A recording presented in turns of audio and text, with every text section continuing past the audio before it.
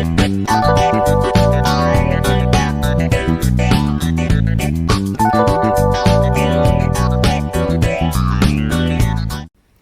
us today is Aliya Babul, a dynamic strategist who is at the forefront of AI and innovation for the past 15 years. She's worked across global markets, from leading transformation at HSBC to consulting for Fortune 500 companies, scaling startups. Aliya brings expertise in purpose-driven tech.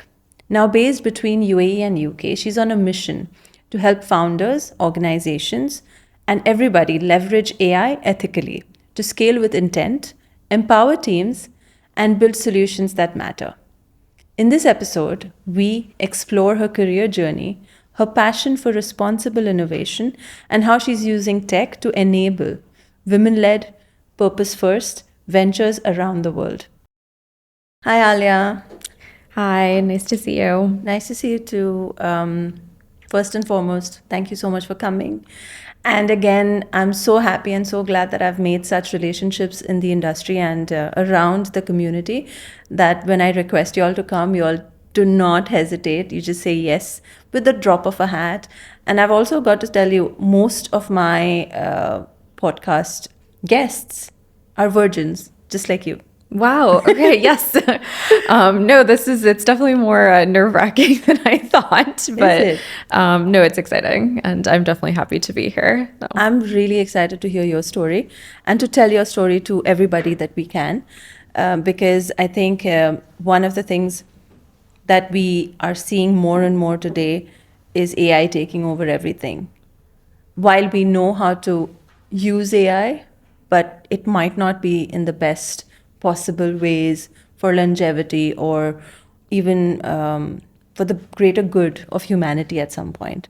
So you being someone who's really been at the forefront, worked with several amazing brands, projects to bring their efficiencies to life or to bring their efficiencies to the optimum. I wanted to really have a nice chat with you and understand how we can bring your experience into the entrepreneurship space, the startup space, and overall in the UAE, because UAE is very, very ahead of the curve, especially in AI, with the government support, with everything that we are seeing today in the UAE. So thank you so much for coming, and I hope we can share some great conversation points today. So let me start with how your career has spanned, and I'd really like to know, it is AI strategy and transformation that you kind of do, and you've built your business, you've built your consultancy, as well as your affiliations and your current role as well. Can you walk us through what sparked your interest in technology and where that journey began?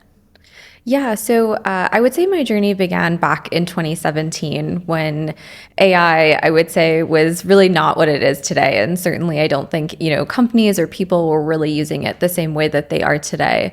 But I was doing my PhD in physics and I was working with a lot of really large data sets where we had to use AI to process them.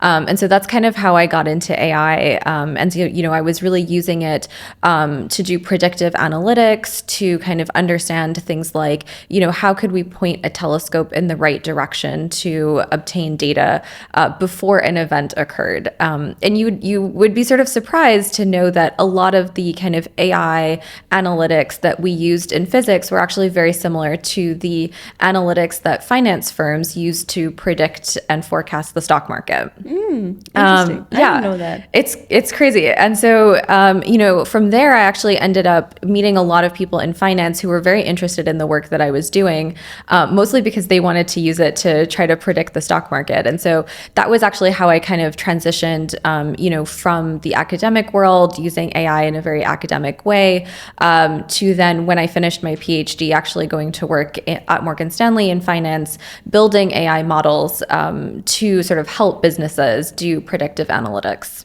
And where is the journey taking you now, or has taken you now in the recent past?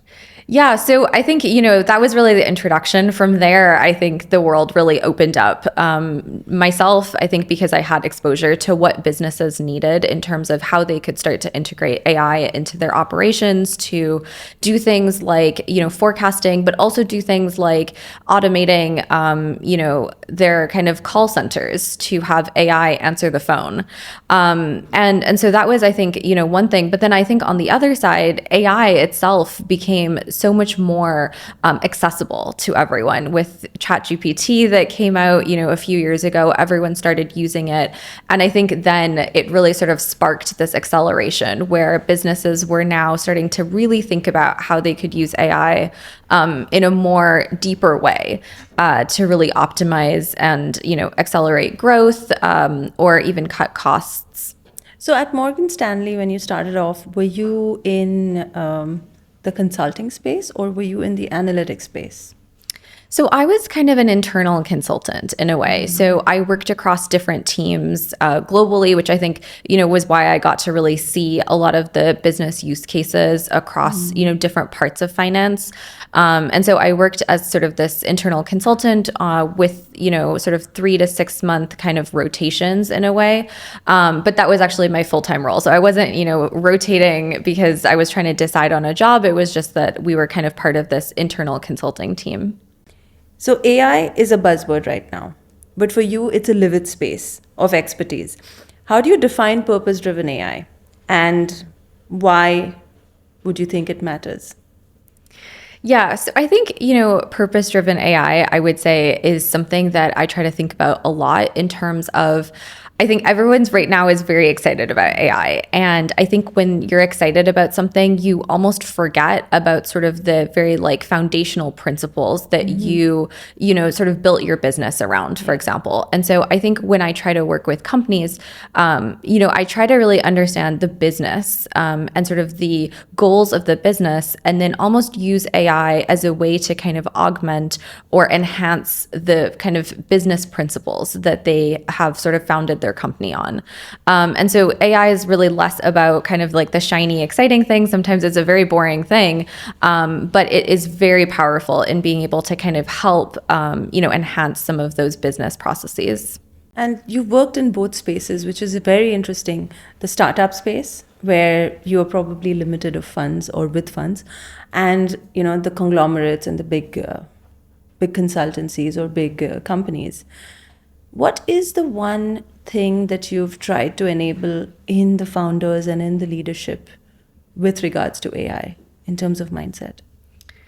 Yeah, so I would say, one of the things is that as founders, I think it's really important to kind of have sort of the same sort of approach that I just talked about, where, they kind of want to be able to really understand the industry that they're working in and the business problem that they're trying to solve. Because really, at the end of the day, they can have amazing technology, but if they don't understand kind of the pain points of the person who's buying the product, they're not really going to be able to sell. And I think that's, an issue I see with a lot of founders, especially technical founders, because I work with a lot of technical founders, is that they have this great, idea of the technology, and then they haven't really thought about how it's going to integrate, for example, into a large enterprise that has a lot of very old, technology that they're still using. In some cases, some of the companies that I work with, for example, are still writing down contracts on pen and paper. Are you serious? Yeah. Yeah. Okay.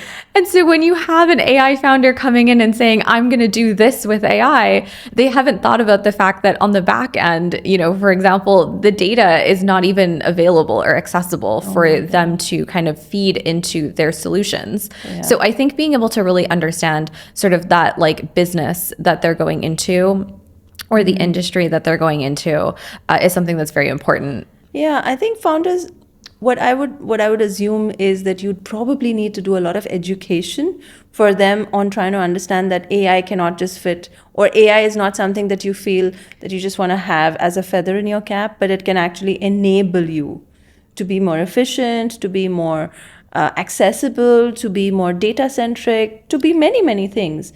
And to simplify those processes, which you probably don't have, you have to literally transform. Exactly. Yeah, exactly. And if you can tell us one anecdotal challenge or one anecdotal interesting project on those lines where you had to really transform, I'd love to hear that. Yeah. So, I mean, I think, one of the examples actually is, this one of these companies that I'm working with, they are a pharmacy, chain. And what they wanted to do was use AI to try to kind of enhance their business. But it's a very vague ask if you think about it, because what does that really mean? And so we sat down with them and I really took a look at all of the things that they were doing. For example, one of the ways that they make revenue, for example, is that a customer buys, let's say, their diabetes medication. And at that point, when you're actually sitting down, do they give you all the information willingly, or that again is a challenge, right? That's also a challenge, actually. Their data team took about, I would say, 3 weeks to give me just their data before I was able to even take a look at it. So was it a privacy-related issue, or was it just the fact that they didn't have it assembled or somewhere in one place to send it to you? I would guess that it's a little bit of both. I think, partly I would say the CEO is very AI forward and very excited about innovation. That doesn't necessarily mean that the people who work under him felt the same way. So there was probably some delay due to kind of that sort of hesitancy. And then I'm guessing that they also did not have the data assembled. And so it also took some time from that aspect as well. So did you have to give them some frameworks or templates to actually assemble the data in the way you'd want to see it, or it should be ideally represented? Yeah, exactly. So I have kind of what I call like a technology assessment tool that I use to basically go through, how their data is currently formatted, kind of score it, and then sort of give them almost like a rubric on how the data should be formatted so that it's most easily kind of processed for, AI purposes. So here comes a question now. So Aliya, I see that yes, while you are an AI consultant, AI first consultant, and founders essentially want to hire you to give them the solution that they envision. But a lot of the work that you're doing sounds like it's just data crunching and technology assessment from the current situational analysis of the company to where they can go. So it's kind of like just a business consulting and trying to see what is the new efficiency model that you can apply, and that efficiency model could possibly just be an AI layer. Wouldn't it make sense that way, or does it feel that way to me from what you're saying? It does. Yeah, so I would say it's very similar. I think a lot of what I do, and I would say it depends on the company. So there are companies that I work with that have their data infrastructure, they have all of this sort of enabled, and for them, when I'm working with them, it's a very direct AI consulting. These are kind of the use cases that we have for AI. Let's build them. Let's see how they work. Specific. Yes, specific. Exactly. So, for example, an insurance company that wanted to use AI to do claims processing, they had their data infrastructure set up. They had all of their policies uploaded to, a server. And then it was just a matter of developing an AI product that could, take in a customer's claim, read it, analyze it, and then actually make a decision on whether that claim, it would be sort of approved, and then actually give the customer their payment right away. For some companies, they don't have the data. So for them, it is more of almost like, I would say, digital transformation that comes first. Some business transformation as well that comes first. And then the last piece is, can we take the business use cases that we've distilled? Can we take the kind of digital transformation use cases that we've distilled and add AI to it to sort of optimize it? Yeah.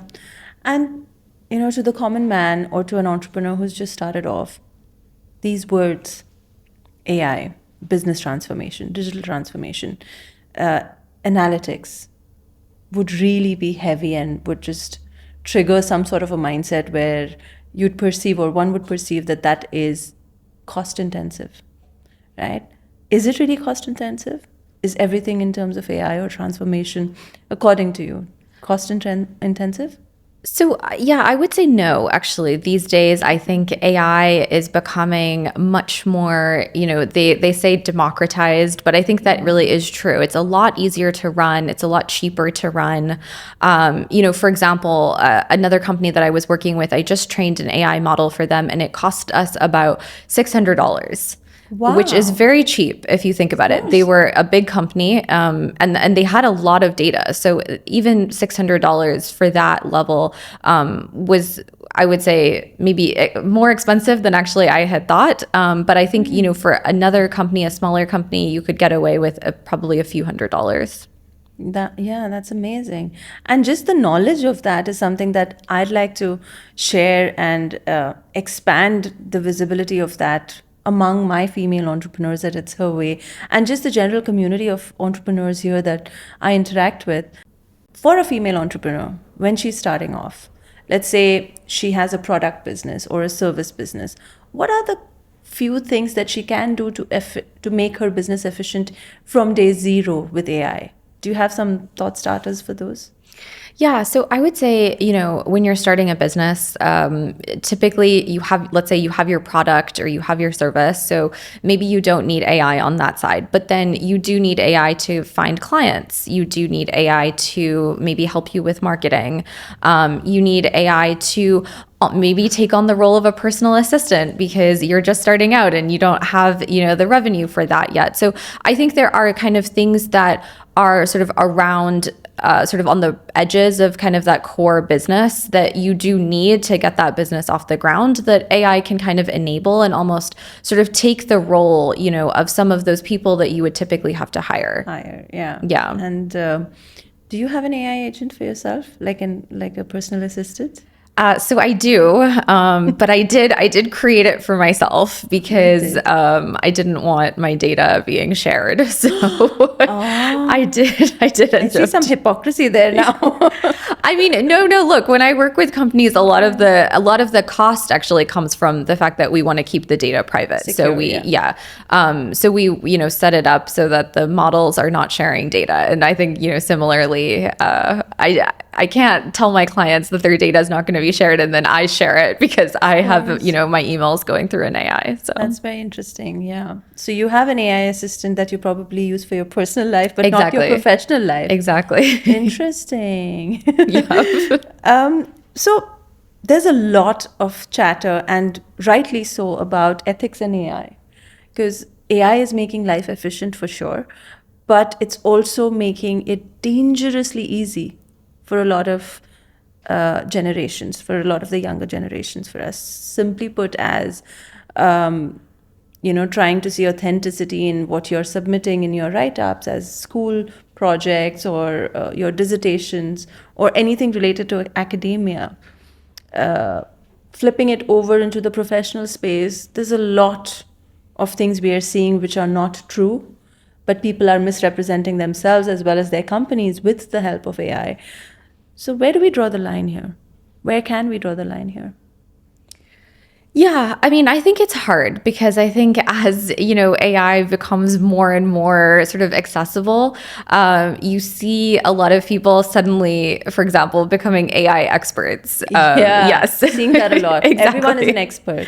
And I think you might remember I gave a talk a few weeks ago and someone asked me, oh, AI experts are everywhere. And I was like, that premise itself is actually wrong because, there aren't really that many AI experts. And it's not so much, you can't call yourself an AI expert if you're just winged prompt engineering or just engineered prompting well on one LLM model or 2 or 5.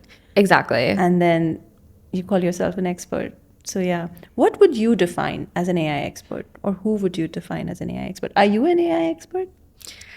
Point blank. Yeah, I would say I sort of shy away from calling myself an expert, mostly because Is that because you're like a woman? Because we that might be women true. Yes, don't want to call ourselves the things that we should. Yeah, that is true. That is possible. But I think I would say, AI is such a huge field.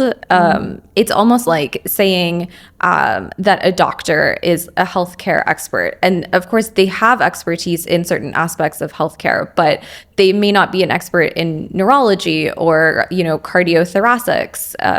And in the same way that they might not be an expert in hospital management. And so I would say, similarly with AI, you could probably call me an expert in certain aspects of AI. But I wouldn't want to call myself sort of an overall AI expert, because I think AI is such a huge field that no one person could say they're an expert in all the areas. So just taking from that healthcare analogy, when you're not a specificist, you're just basically part of the industry and you're one of the professionals of the industry. So in healthcare, we usually use healthcare professionals, Yeah. right?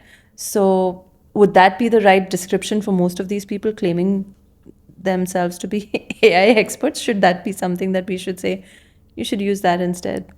Yeah, I think AI professional probably makes sense. I think even within that, though, there are so many people who are claiming that they're AI professionals. But again, as you said, doing prompt engineering doesn't necessarily make you an AI professional. So I think there's still some nuances and distinctions that as sort of a society, I think need to figure out in terms of naming. So in terms of certifications, are there really some good ones that you would recommend for AI, for the younger, generation who'd want to become a professional or want to have a career in AI? Are there some certifications or programs that you would recommend?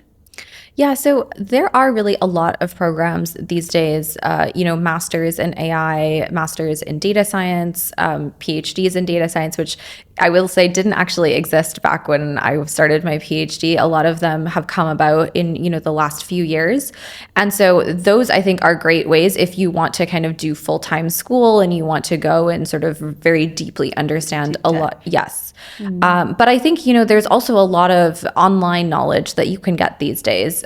For example, of course, I'm very biased, but NVIDIA's Deep Learning Institute is a great place to get a lot of knowledge on, building AI, things like prompt engineering. So, less kind of technical skills, but there's also the technical skills as well. And they do offer certifications. So there are things like that. I'm sure that other schools, I'm sure Stanford, Harvard, all of these places have, online courses and certifications as well. Tell me more about your experience with NVIDIA and what you're doing currently for them. You're here for activating some sort of an accelerator, right? Yes. So I work directly with a lot of the VCs, essentially to try to get their portfolio companies either AI enabled if they're not using AI already, or if they are, to help kind of optimize their AI processes so that, for example, it costs less to run AI, which is, as you noted earlier, it is a big cost. So things like that, really working with their portfolio companies on kind of the AI technology. And then we also do a lot on, go to market and things like that for them as well. Okay. And you're running some event as well, right? The accelerator that you were talking to me about?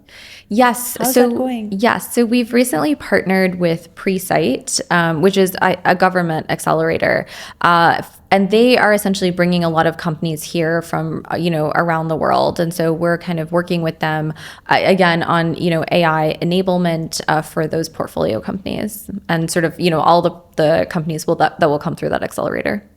How are you staying updated with everything that's happening and everything that's happening in AI today? Because it's super, super hard to stay up to date and, to say the least, to stay grounded. How are you doing that, Aliya? So I would say probably like everyone else, I'm very overwhelmed with the amount of information that comes out. But I can imagine. I mean, it's every day there is something. Yeah. But I would say, there are a couple things. Like Medium, I don't know if you've heard of Medium. It's sort of, they used to write for Medium a long time Okay, ago. yeah. So they have, very technical bloggers as well who will, talk about, the advances in AI or the new kind of, coding packages packages that have come out that actually make, for example, developing your own AI a lot easier. So I tend to follow a lot of those. And then, I think probably like everyone else, LinkedIn and just kind of having a network of people who are working in tangential similar spaces who post and, talk about, different aspects of AI that they're excited about does sort of help to kind of keep you abreast of everything. And being part of an institution and a company like NVIDIA, is there a lot of self-learning they encourage? They do. So as employees, we do get access to the Deep Learning Institute, which is why I can say that from firsthand experience, it is actually a great resource. And actually startups that work with us as part of, our program get free access. So just, not to advertise necessarily, but it is actually great. Yeah, I was going to say. Sign me up. No, I really want to know more. So it's a great, resource, I would say, for startups, especially I think in this region that are looking to build AI products. So you are relatively new to the region, and while you've built a global profile, what are the unique strengths that you see in this region that it has that will alleviate AI for the region and globally? So I would say two things. One is going to sound good and one is going to sound bad. Bring it on. Bring it The first thing I would say is that I think, this region has a huge push on AI. I think innovation is encouraged really everywhere from the government, throughout, and it kind of trickles down to founders. And so I would say that is, I think, a great thing, kind of creating this sort of ecosystem that encourages innovation and trying new things. The second thing I would say is that within this kind of region, there are a lot of very large companies or a lot of industries that haven't actually innovated in a long time. And so you have, I would say, actually a huge opportunity because you have founders that are trying to innovate and you have companies that haven't yet innovated. And so they have a lot of inefficiencies that I think founders There's a bigger gap there exactly from the leadership to the actual people who do the work. Exactly. But why would you think that is? As an outsider, see, I can't call myself an outsider anymore to the region. I've been here for 2 decades almost. But as an outsider, relative outsider, why do you feel that would be the case? I think you have a lot of legacy businesses. You have a lot of legacy industries that really haven't seen or haven't been very open to the idea of innovation. And now they are starting to be. And so that creates a huge opportunity for founders. You could take healthcare, for example. There has been innovation sort of starting to happen, let's say in North America. There are startups that are working in the healthcare space. And even in this region, I've seen a few.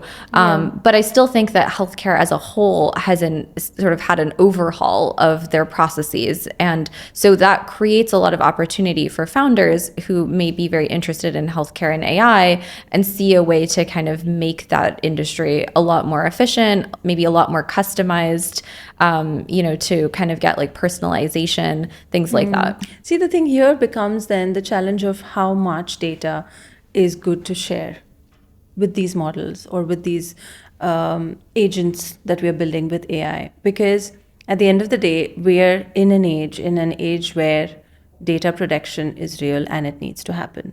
While some of these models might not be very well versed with data protection policies that we want to apply, I think that's where the disconnect comes as well, don't you think? Yeah, so I would say, in that sense, that's why with a lot of the companies that I work with, we actually try to keep the model closed to the outside world. So the model is still... Does that increase the cost then? It does increase the cost a little bit. But for a hospital, for example, it makes a lot of sense. Yeah. And if you can reduce, let's say, the amount of time that, let's say, a nurse needs to go to a chart, look at it, sort of make a recommendation of what a patient needs, and all of that takes, let's say, a few hours, and I can reduce that to 20 minutes with AI, then I think the kind of cost of the very safe AI model is worth it, because you're saving so much of that nurse's time and you can allocate, them to some other part of the hospital that needs them. That's very interesting. And what's come to my mind right now, Aliya, maybe it's a business model or a proposal you can pitch to one of your hospital clients, or we can do it together, is that I have seen the shift change. Just a normal random, as a patient or as someone who's a caregiver for a patient, I've always seen nurses and the support staff at those counters and stations of each of the floors spending a significant amount of time during the shift change giving the handovers to each other. And I think that would be so brilliantly fixed with AI. So they don't have to rush, they don't have to forget, because by the time, and some of them do double shifts. So by the time they are handing over, they're already like fatigued and they're exhausted. They don't want to spend enough time, or they willingly don't want to spend enough time, but then they have the responsibility to do that. If there's an efficiency model there, Definitely. I think it would be very interesting, don't you think? No, I agree completely. I think that's exactly the kind of innovation that, hospitals need. And I think, you could imagine very easily with these closed AI models, a nurse changes her shift, she walks in, and let's say the AI model gives her a verbal rundown of the patient, what's happened to them in the last couple hours. Yeah. And then let's say it's 6 a.m. and she's very tired and she decides to prescribe a particular drug, but that drug actually interacts with another drug that the patient is on. And the AI model is able to flag it. Pick it up. Exactly. Yeah. And to say, are you sure you want to do this? There's possible interactions here. And so things like that can also, sort of, I would say like act as a safety net for when nurses themselves are overworked, as we all know. They are. And, things slip through the cracks, and this kind of acts as sort of the safety net. Yeah, that's interesting. Let's talk more on that. That Let's sounds do like it. Yeah. a very interesting idea. Let's really talk more on that. So I have two last questions for you. Was there a moment in your career when you realized that I know that you're not a profit first person. You want to actually enable a lot of ease for businesses and for people that you're supporting. So was there a point in your life that you felt that success is profit and scaling is important, or impact is more important? Were you battling with that decision? I know I have a couple of times. Definitely. I would say, I'm sure we've all sort of faced that decision. I would say actually though, so I went to business school at Oxford, which I chose because it has a very impact first sort of, model and kind of philosophy. And so I think when I was deciding where to go to school, that was kind of one of the things that I really wanted to learn how to integrate impact into my business processes, so that, things like it costs more to build an AI model that's very safe and has guardrails and is not going to leak your data into the world. But how can I convince a business to do that so that as a patient, you feel safe giving your data to that AI? Yeah. And I think that's very important. So definitely, I would say in sort of choosing where I went to business school, that was something I thought about a lot. Wow. That's very interesting. I think I couldn't agree more that where your learning curve starts, if you have the right kind of value system ingrained in you, it can really help you build your own identity, build your own ventures in the right direction. Exactly. That's great. And last but not the least, what does driven by purpose mean to you? And how does it guide your decisions? Because when I told you about the podcast and the name of the podcast, you sounded super excited. So it kind of resonated with you. What does it mean to you? Yeah, I mean, no, I think, definitely, even when I was just kind of talking about the last, question that you asked, I think this idea that when we look at businesses or when we work with businesses or build businesses, we have to kind of think that we have sort of an underlying principle that is driving us. Of course, we all want profits and we all want to do well and be successful. But I think, especially when we're integrating new technologies into businesses, I think it's really important to kind of think about, why are we doing this? Who is this going to help? And so kind of thinking about those principles, whether it's, a business that wants to increase efficiency, that's still sort of a purpose that is sort of driving their decisions, or a business that, for example, wants to protect patient data security, as we've talked about, or in finance, similarly, how do you make ethical decisions, for example, in distributing loans, so that you don't automatically deny loans to someone who maybe hasn't had a loan before because for whatever reason. But I think, across all of these industries that we work in, as we integrate AI into them, we also have to think about, what is kind of the purpose that we're sort of trying to get to when we integrate?